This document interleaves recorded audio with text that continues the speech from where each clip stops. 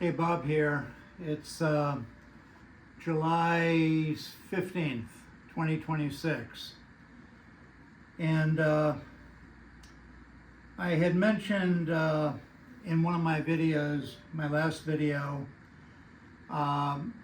endorsing, finding somebody to endorse one of your guitars.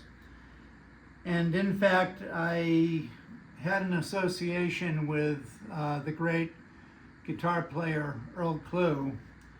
Earl has actually been to my house before. I went out to dinner with him, spent some time with him when he was in Orlando, and eventually I made a guitar, and I can't remember what year. I want to say 2007, and I gave it to Earl, sent it to him in the hopes that he would help my guitar making career move along. Anyway, I did send him that guitar, and he was very excited about it. He called me like 5 days in a row to tell me how much he loved it. And he ordered another guitar. And we discussed it in detail. And he was going to send a check. The check never arrived. I called up to find out where the check was. His girlfriend or significant other told me that the check was in the mail. Of course, it never was in the mail. It was never put in the mail. It was never written. And I had already started making the guitar. As a matter of fact, this is the guitar. For over 10 years, I had the neck made, I had the sides bent, and I had the back, I think, braced. That was it. I didn't have the top done. I didn't have anything else done. As a matter of fact, the guitar that I was going to make for Earl was quite a bit different from what I ended up making. And for over 10 years, that neck and back and sides just sat in my shop, sort of in limbo. And I always felt terrible that I never finished it. But it took some years, and about, I'm going to say about 5 years ago, I decided to make a guitar from those back and sides. And originally it was going to have a spruce top, but I wanted to make a cedar guitar. So, I mean, I've made many cedar guitars, but in that batch, I think I had 2 spruce and 1 redwood in that batch of 4. And I decided that I wanted to make a cedar. So I decided to couple a cedar top with the Earl Klugh back and sides and neck. And here's the guitar. It has nothing to do with Earl Klugh anymore. It is satin wood. You can see the figure here. It has a Spanish cedar neck, so it's quite a lightweight guitar. I would say it's a little lighter than medium weight. I did not make the rosette in this one.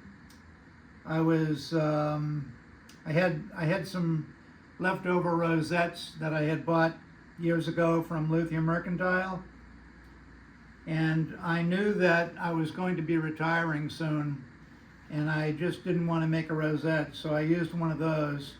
It's a pretty rosette, goes nicely with the guitar. This guitar also has Scheller, not to be confused with Schaller. These are Scheller tuning machines made in Germany, and I bought the tuning machines when Scheller still owned the company. I'm pretty sure they sold out to a bigger company, but I love Scheller machines. They are just so cool mechanically. They feel so good. And they're lightweight.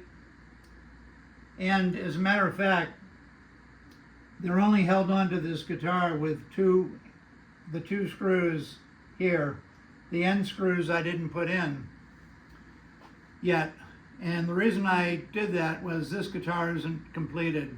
I have to finish the French polish. I got into a bad habit of making 3, 4, or 5 guitars, French polishing them when they were done, but never taking the French polish to the very end. I would get them to this point, string them up, have some musicians come over and play them, and before I unstrung them, I already started another batch of guitars. Because I knew my time as a builder was coming to an end, I figured I can always French polish them as I get older. I didn't want to waste any more time French polishing. I got them to a point where the polish is decent, but not to my high standards. It was more important to get the guitars made. As a matter of fact, I have 8 guitars that haven't been completely French polished yet to the very end. They're at about 90%. There isn't even a label in this guitar yet. So, just wanted to share that little story. Earl doesn't even know that this guitar exists. I love this guitar. It has a very deep sound.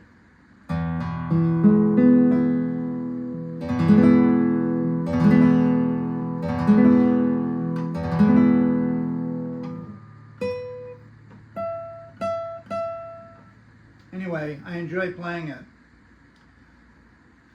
And I essentially made it for myself. But the satinwood is very pretty.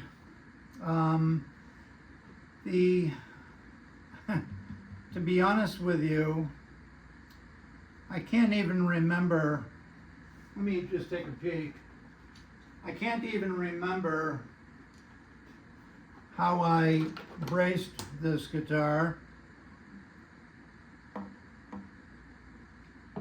So this is kind of an off the cuff. Yeah, okay, so this is braced like a Velasquez. It's got 7 fans, a very thin bridge pad under here, 7 fans, and a treble bar. I don't think there are any openings in the crossbars, and no, there aren't. This is signed inside and dated 2022, and here we are in 2026. So I do enjoy this guitar, and I'll keep it until I sell it someday, but I do have to finish the French polish. And I'm going to pull the camera off of the tripod and just show you it a little bit more in detail.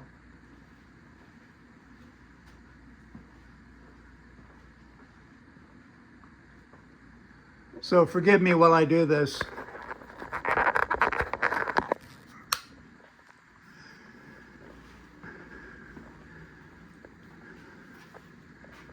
Yeah, so here's the guitar. Cedar top, factory rosette. I believe these are made in Japan. I got it from Luthier Mercantile. The Desmond bridge with the saddle compensation. Here's the head on this one. Forgive the messy background. It's the satinwood left over from the back offcuts. A little bit of marquetry in the head. And there was a period I went through where I used to angle these ramps just like that. I did it for a period of maybe 5 or 6 years. Scheller tuning machines, which are not all the way screwed in, just in the middle screws. And the reason I did that is if I didn't like the guitar, I would have put cheaper tuning machines on. But it happens that I do like the guitar. So it will have Schellers on there. Here's the back of the head. Square bottoms to the slots. Cedar neck. Spanish cedar. Finished like a Hauser. No mitered joints on this one. Beautiful satinwood. I forget, it's not Ceylon satinwood, it's a different species, but it's, you can see the way it was finished. I made up the marquetry, the simple stuff here. It's a 650 scale length, and I believe it has 2 millimeters of compensation at the bridge saddle. So there it is.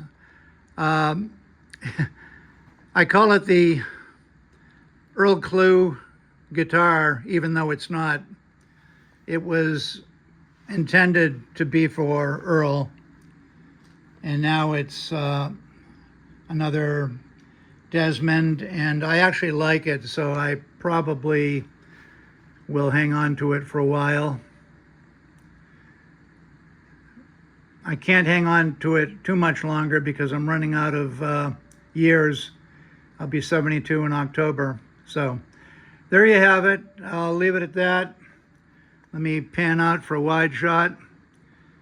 And I hope you're all having a great week. And enjoy the rest of July. Okay? Bob checking out, and have a great week now. Thank you.